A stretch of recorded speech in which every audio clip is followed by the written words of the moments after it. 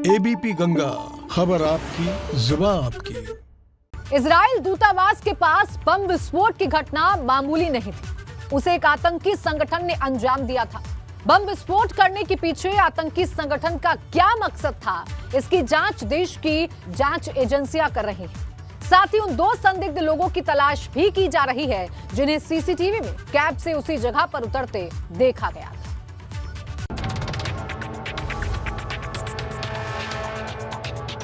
Bomb blast हुआ है।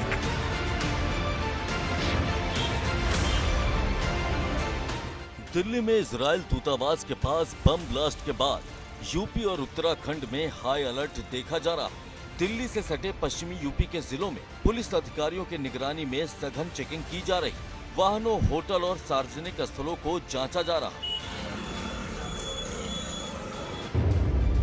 आतंकियों ने किया था दिल्ली में बम ब्लास्ट।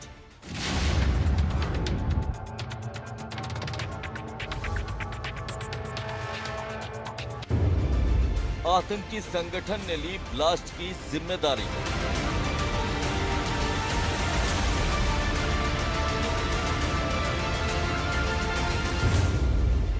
इजराइल दूतावास के पास हुए ब्लास्ट की जिम्मेदारी ली।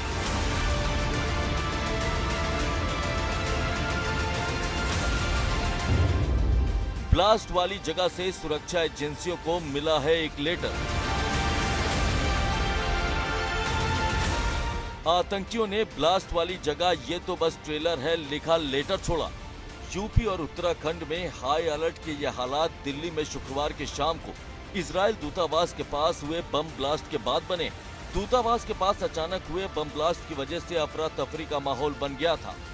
हालांकि इस धमाके में कोई हताहत नहीं हुआ, लेकिन जिस तरह से धमाका हुआ वहां खड़ी कई गाड़ियों को इससे नुकसान पहुंचा।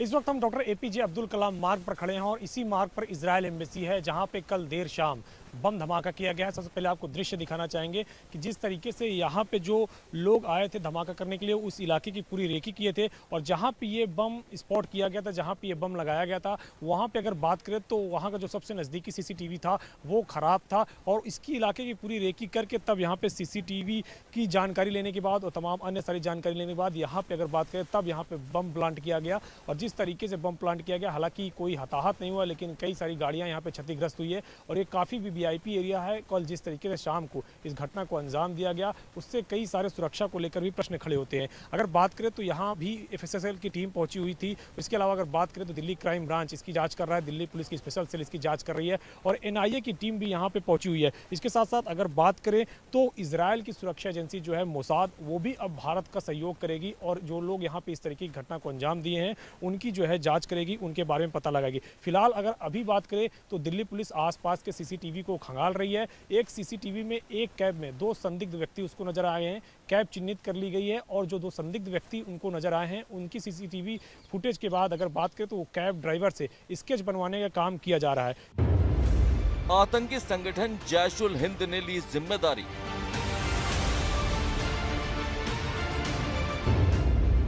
सीसीटीवी में जांच एजेंसियों को दिखे दो संदिग्ध। कार ड्राइवर के जरिए बनवाया जा रहा है संदिग्धों का स्केच।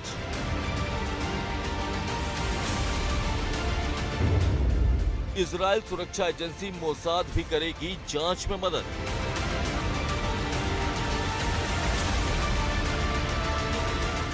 बम ब्लास्ट के बाद से देश की सुरक्षा और जांच एजेंसियां सक्रिय हो चुकी हैं। एनआईए सहित कई एजेंसियां इजराइल दूतावास के सामने हुए बम विस्फोट की जांच कर रही हैं।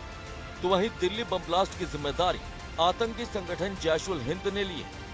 सुरक्षा एजेंसियों को ब्लास्ट वाली जगह के पास से खत मिला है जिसमें दो ईरानियों की हत्या का जिक्र है। साथ ही जहां पर ब्लास्ट हुआ है उस जगह की सीसीटीवी खराब थी। इलाके की रेकी कर इस वारदात को अंजाम दिया गया। दिल्ली पुलिस पूरे इलाके की सीसीटीवी फुटेज खंगाल रही है जिसमें उसे एक कैब से दो संदिग्ध उतरते हुए नजर आए। इसके बाद कैब को चिन्हित कर ड्राइवर से स्केच बनवाया जा रहा है। वहीं दूसरी तरफ अब इस धमाके में इजराइल की सुरक्षा एजेंसी मोसाद भी भारत की सुरक्षा एजेंसी का सहयोग कर रही है।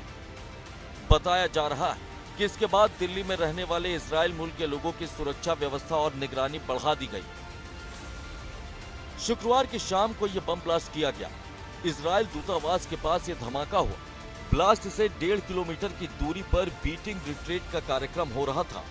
ब्लास्ट की वजह से मौके पर खड़ी 3 गाड़ियां क्षतिग्रस्त हो गईं। सुरक्षा एजेंसियों को मौके से एक लेटर भी मिला है। इजराइल दूतावास के पास जिस जगह पर विस्फोट किया गया उसकी कुछ तस्वीरें सामने आई। बताया जा रहा है कि विस्फोटक किसी फ्लावर पॉट में प्लांट किया गया था। ब्लास्ट से हुए नुकसान को देखते हुए माना जा रहा है कि दिल्ली में बड़ी आतंकी वारदात होने से बच गई। इस वारदात में केवल मौके पर खड़ी 3 कारों को ही नुकसान हुआ, जबकि ब्लास्ट उस वक्त हुआ था जब दिल्ली में बीटिंग रिट्रीट का आयोजन हो रहा था। जिस जगह पर आतंकियों ने धमाका किया वहां से बीटिंग रिट्रीट केवल 1.5 किलोमीटर की दूरी पर हो रही थी। फिलहाल पूरे एरिया को सील कर जांच एजेंसी इसकी छानबीन कर रही है।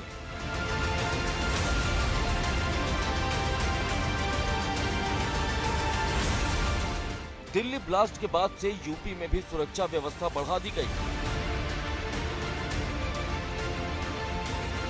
दिल्ली से सटे यूपी के जिलों के अलावा प्रदेश भर में अधिकारियों ने हाई अलर्ट जारी किया है।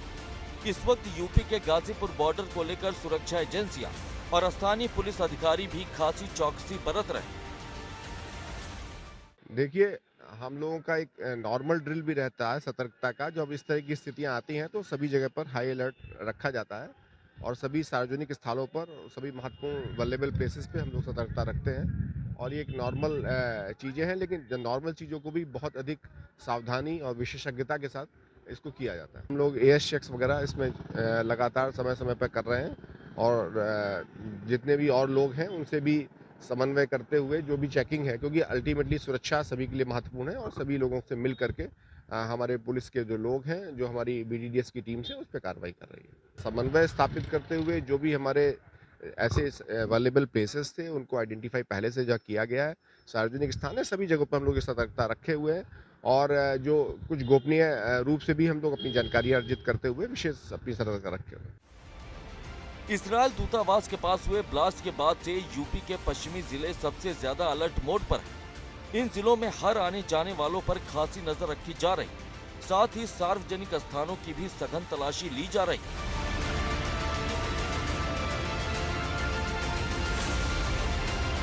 दिल्ली से अविनाश तिवारी के साथ ब्यूरो रिपोर्ट, एबीपी गंगा।